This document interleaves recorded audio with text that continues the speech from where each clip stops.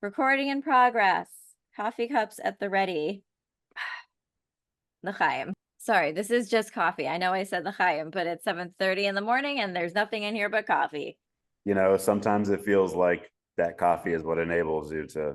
I mean, it is a drug. If we're going to talk about it that way, caffeine is a drug. So yes, I am doing drugs.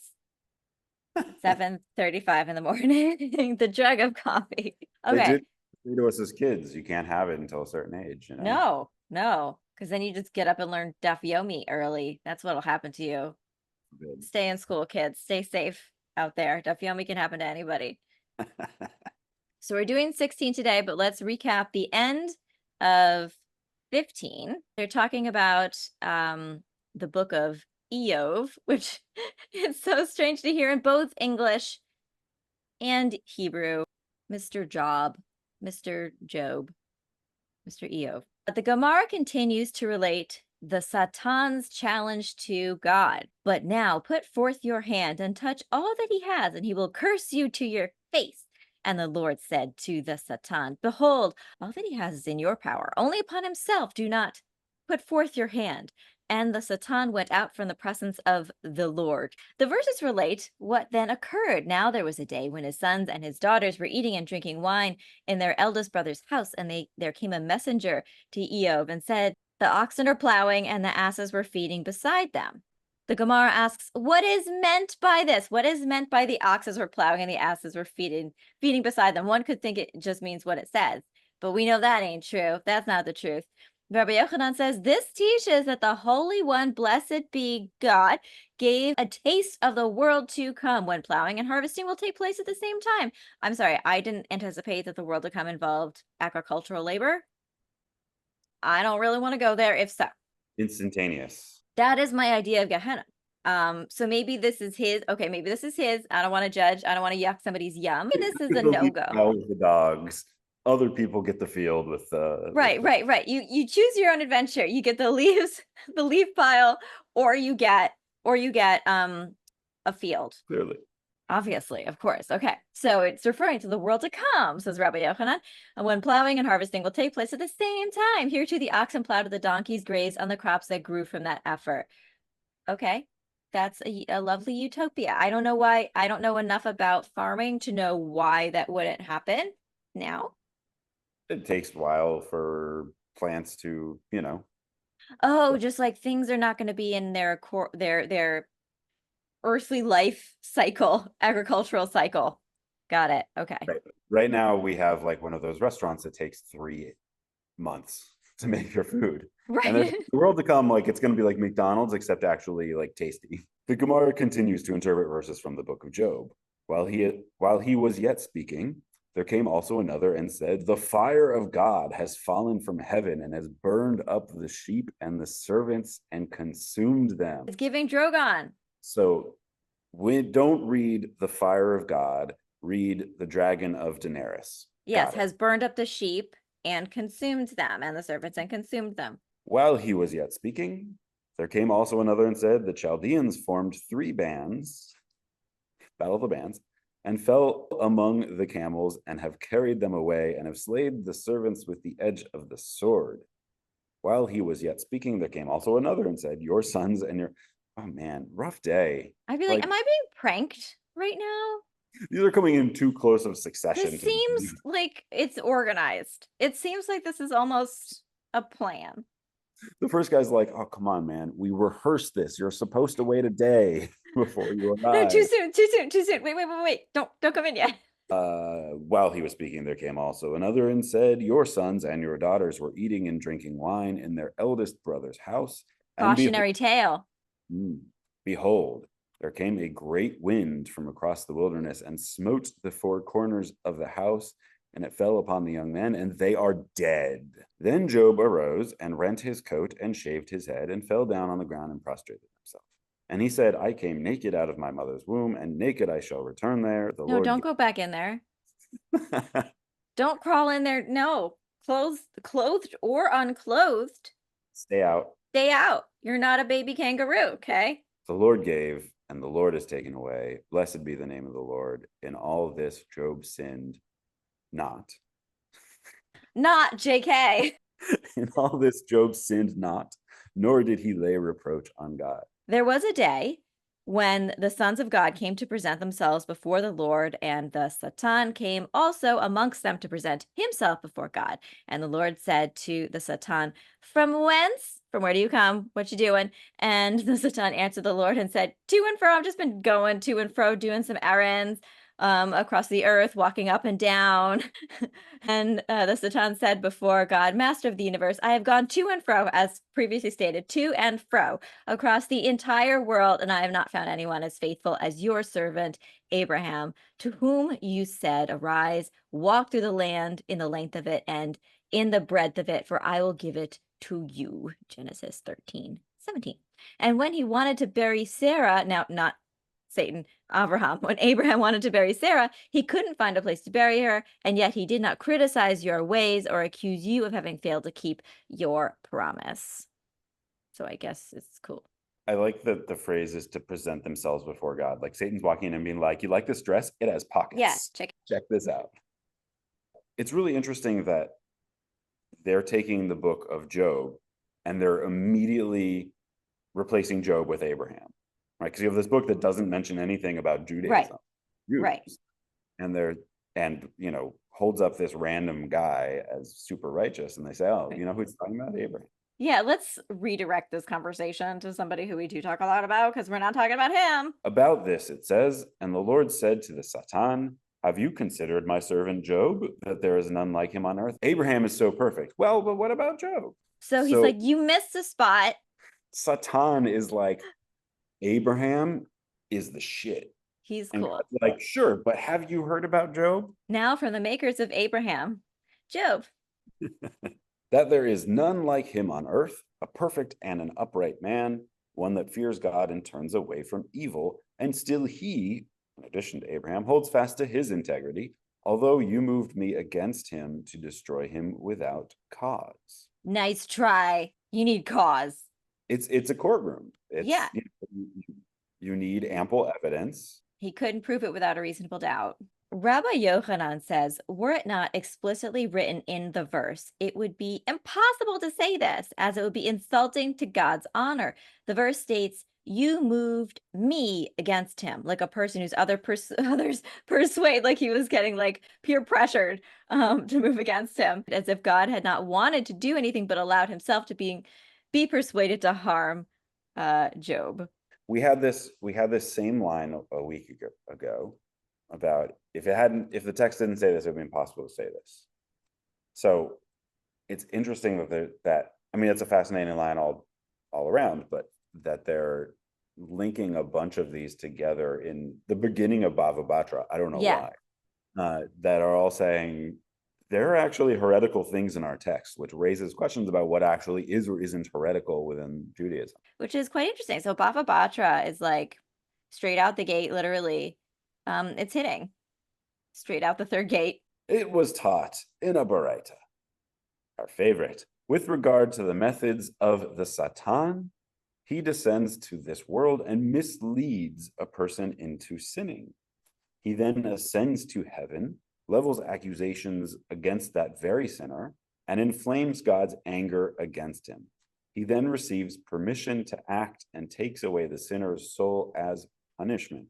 He is planting evidence in the sense that he is making you do some shit that you shouldn't be doing, goes up to God and says, "Look, did you see that?" And God's like, "Take him out," and takes his soul. This is one of those many passages that pops up and is like, "Oh, you thought you knew the difference between Judaism and Christianity?" You thought. If you handed this, take out Baraita, Right. But if you handed this to most people, they would say, "Oh yeah, that's Christianity." Well, I don't know if I would use the word devil in quite the same way. I think there's a different, this is an entity that doesn't exactly, that was created by God, but doesn't have an equal opposite sort of power against God. He's an employee with a very specific job, a very specific job. I'm sorry, I had to say it. Okay, now we're getting to the Reish Lakish thing. This is one that the Zohar loves to reference. I'm sure it do. Reish Lakish says, "Satan, the evil inclination, and the angel of death are one and the same thing." That is, there are three aspects.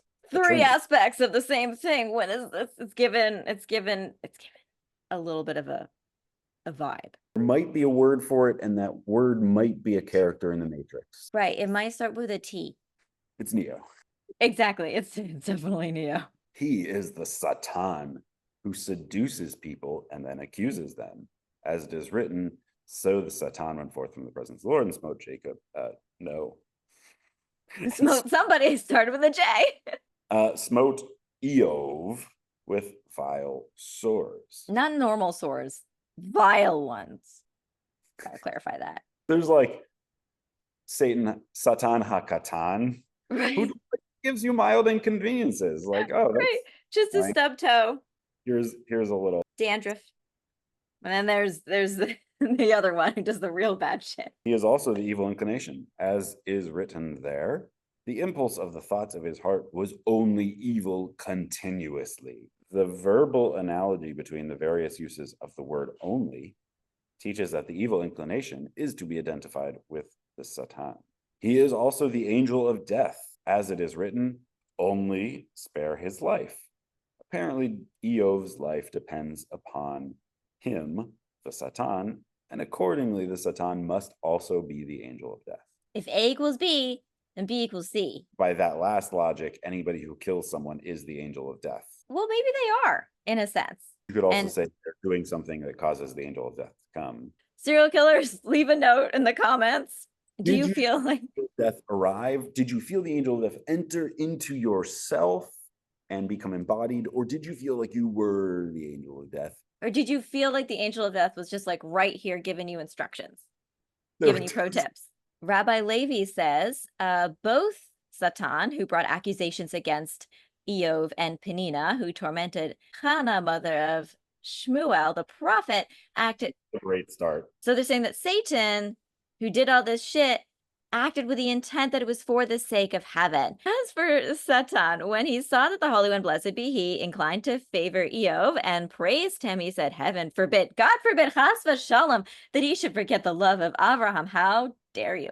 With regard to Penina, it's written, and her rival wife also provoked her sore to make her fret.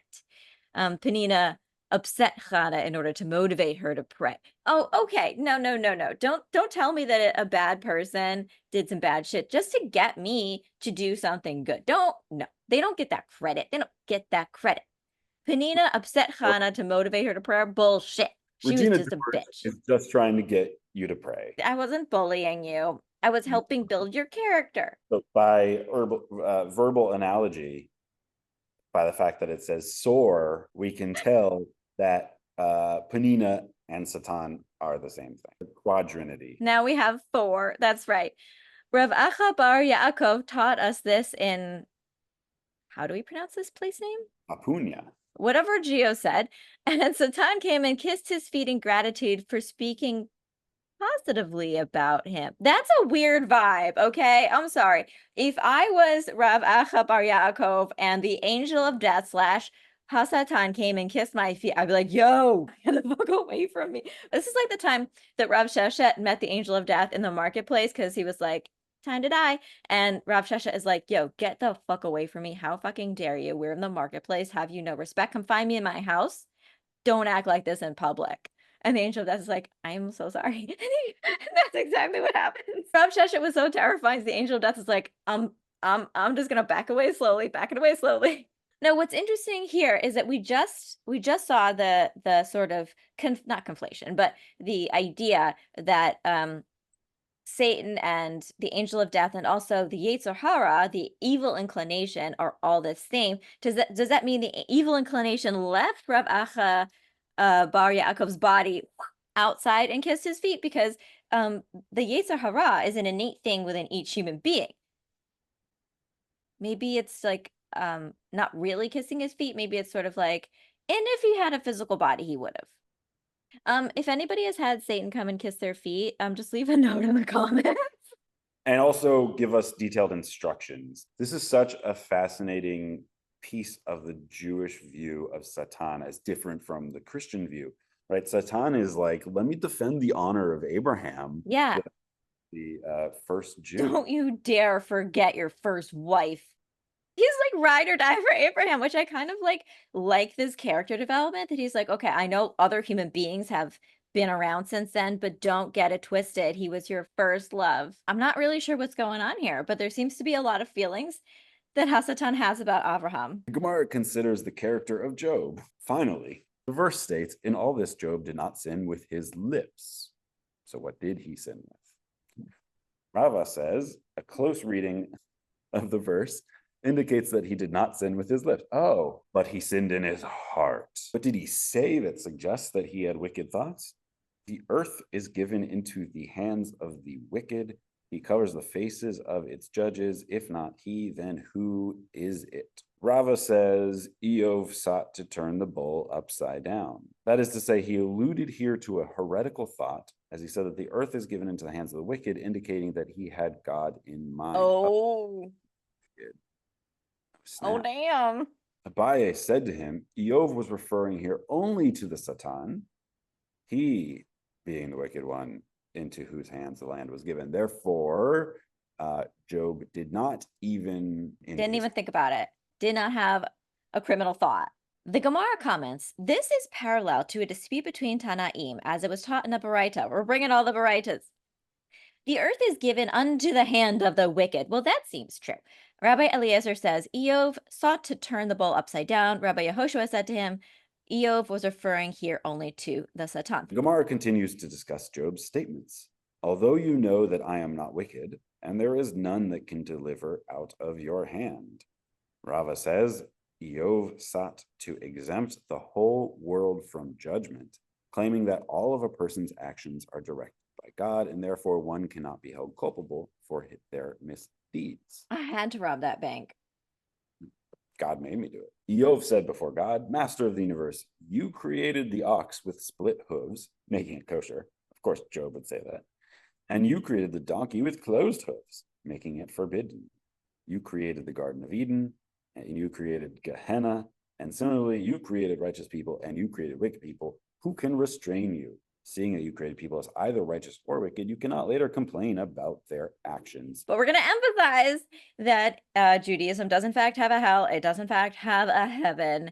And if I see another person saying this online, I'm going to lose it, but it will not be my fault because God's making me lose it. And how did Eov's friends answer him? You do away with fear and impair devotion before God. With such statements, true, the blessed Holy One created the evil inclination, but God also created the Torah as an antidote to counter its effects and prevent it from gaining control of a person. You've got the poison, you've got the antidote, it's Torah. Just a Torah scroll in your bag next to your EpiPen. It's an interesting take, but at the same time, it's like, well, you still poisoned the person. Right. It seems like one could just have avoided poisoning, but that's just my personal thought. Who are we to tell God how to create the universe? We have some feedback, though. I'd like to speak to a manager. Rava interpreted a verse homiletically. What is the meaning of that which is written? Eov saying about himself, the blessing of him that was lost came upon me, and I caused the widow's heart to sing for joy. What it means is he's super emo. That's what it comes down to. Yeah, I think so. The blessing of him that was lost came upon me teaches that Eov used to Eov, the super righteous guy, used to steal a field from orphans, cultivate it, improve it, and then return it to them. I mean, okay, that's not theft. I don't know why we're calling it theft unless he didn't tell them, but that's not theft. I thought he just stole it. That's not theft. That's working on it. That's a strange superhero that we have here. Mm-hmm. Consequently, they would bless him for the field they had lost. I caused the widow's heart to sing for joy teaches that anywhere that there was a widow whom no one would marry, he would go and cast his name upon her, i.e., he would start a rumor that she was related to him, and then somebody would come forward and marry her. This is some Bridgerton shit. This is some Bridgerton. I'm related to the Earl of whatever the fuck. Eov further said, oh, that my vexation were thoroughly weighed and my calamity laid in the balances. Rav says dust should be put in the mouth of Eov, meaning he should not have spoken in such a manner, shut the fuck up, as if he were weighing his deeds against those of God. May one act as if he's in a friendship with heaven? I don't know. Ask Avraham, ask Moshe Rabbeinu. then circle back because I think we know what the answer is. How are you going to set your Facebook status relationship? In a friendship with heaven. And similarly, Eov says, there is no arbiter between us who may lay his hand upon us both. Rav says, dust. Just Rav had a lot of dust. He's like, dust should we put in the mouth? Wash his mouth out with soap. I wish he said peanut butter. Right. Is there a servant who rebukes his master? Yeah, it's called talking shit about your boss behind his back. Eov also said, I have made a covenant with my eyes. Why then should I look upon a virgin? Yeah, why the fuck should you? Rava says dust should put it in the mouth. I'd say eyes, but he says mouth of Eov for saying this. He did not look at other women, but Abraham did not even look at his own wife. As it is written now, I know that you are a beautiful woman. One may learn by inference that initially he did not know how beautiful she was because he hadn't gazed on her. I don't think one can know that from inference. Everyone else with you in Egypt, therefore you must be beautiful. He's like, wow, I guess you're a hottie. I thought you were fugly this whole time because you're also my half sister. People often forget that these were the first Targaryens because Abraham and Sarah half siblings. Okay. No dragons, though. Eov further said, as the cloud is consumed and vanishes away, so he who goes down to the grave shall come up no more. That's why we put rocks on graves. Keep him down. He had not heard of the Night King. Rava says, from here it may be inferred that Eov denied the resurrection of the dead. He said, oh, those are just legends up in the north. That's not real. As he said that one who goes down the grave will not come up and live again, just as a cloud that dissipates will not return. That's a myth. He's mistaken. He also stated, he crushes me with a tempest.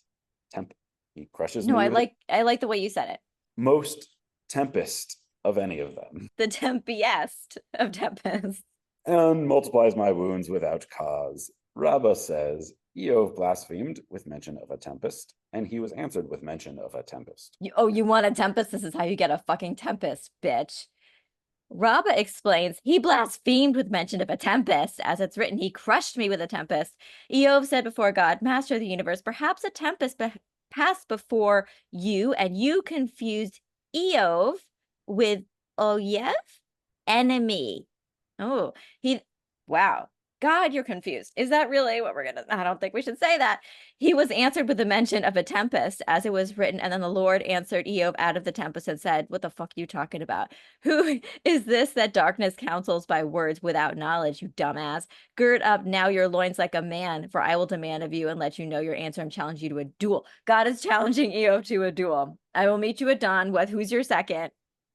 His second is the angel of death. Like, what is the meaning of out of the tempest? God said to him, I have created many hairs on a person. Not what a tempest is. And for each hair I created its own follicle, through which the hair is sustained, so that two hairs should not draw from one follicle. As were two hairs to draw from one follicle, they would impair a man's vision. Now, if I do not confuse one follicle with another, would I confuse Eov with Oyev? Bitch, would I? No, I don't fucking think so. I was like, God, where are you going with this one? Like cosmic snaps in a Z formation. Oh my God. Tempest, se'ara, is phonetically identical to the Hebrew word for hair. Okay, that makes so much sense because I was like, where are we going with the hair mention? I see now. God further said to Eov, who has divided a channel, te'elah, for the torrent of rain or a path for the lightning of thunder. I have created many drops of water in the clouds, and for each drop I created its own channel, so the two drops would not emerge from the same channel. I don't know if that's how weather works, but just go with it. As were two drops to emerge from the same channel, they would destroy the earth, and it would not yield produce. Maybe it's like just like one stream, just like drilling through the earth, and it would not yield produce. Now, if I don't confuse one with the other drop, would I confuse Eov with Oyev? I think not. Incidentally, the Gemara asks, from where may it be inferred that this term te'elah means a channel? Rabba Bar Shela said, as it is written in regard to Elijah the prophet, whoop, and he fashioned a channel, using that same word, about the altar as great as it would contain 2 se'ah of seed. The second half of the aforementioned verse in Job states, or a path for the lightning of thunder, which is interpreted as follows. God said, I've created many thunderclaps in the clouds, and for each and every thunderclap, I created its own path, so that 2 thunderclaps should not issue forth from the same path. as were two thunderclaps to issue from the same path, they would destroy the world. Now, if I do not confuse one thunderclap with another, would I confuse Eov with Oyev? I feel like the point has been made, but I don't think God does. God's like, you want more points, Abba? Let me give you some more examples of ways I have not fucked this up, in fact. It is further stated there, do you know when the wild goats of the rock give birth? Can you mark when the hens do calve? This goat is cruel to her young and shows them no pity. When she squats to give birth, she ascends to the top of a mountain so the kid should fall down from her and die. And I summon her an eagle that receives it with its wings and places it before her. Gwai hear the wind lord. And if the eagle reached her 1 moment early or it was 1 moment late, the kid would die immediately. Now, if I don't confuse 1 moment with another moment, would I confuse Eov with yeah, bitch, please? I remember reading about that in biology class. Right. Similarly, can you mark when the hens do calve? The womb of this hen is narrow, which makes for a difficult delivery. God, why did you design it thus? Don't interrupt, Job.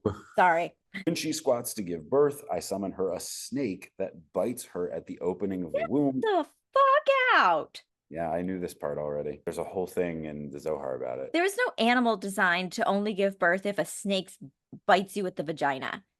Right. Any midwife snakes. Or snake doctors. Please leave a comment and let us know if there is any. Have you assisted a birth at the top of a mountain recently? And if so, how did it go? I summon her a snake that bites her at the opening of the womb, which then becomes loose and she gives birth. And if the snake reached her 1 moment early or was 1 moment late, she would immediately die. Now, if I did not confuse 1 moment with another moment, would I confuse Eov and Oyev? The Gemara comments, on one hand, the text states Eov has spoken without knowledge, his words were without wisdom. But on the other hand, it's written with regard to Eov's friends, you have not spoken of me the thing that is right like my servant Eov. Rava said, from here it may be inferred that a person is not held responsible for what he says when he is in distress. Well, that's good to know because I've said some shit. Although Eov uttered certain words that were wrong and inappropriate, he should not be punished for them because he said them at a time of pain and hardship. I would like to just go on record that anybody has a problem with stuff I say in videos, it was all made in a time of pain and hardship, aka the human existence. So you can't be mad at me. Life is pain. And hardship. And snakes that bite your vagina. Oh my God. But only if you're a hen, so. Where is Steve Irwin when you need him? His version of heaven looks just like Australia. And it has snakes. He's in Gan Eden. He goes up to the snake. He's like, oh my God, what a little beauty. And he like grabs it and it's the snake that's been telling Eve shit. Just grabs it, talks about it on camera for a while and then lets it go. He grabs another snake and he's like, this is a Right. midwife. Right.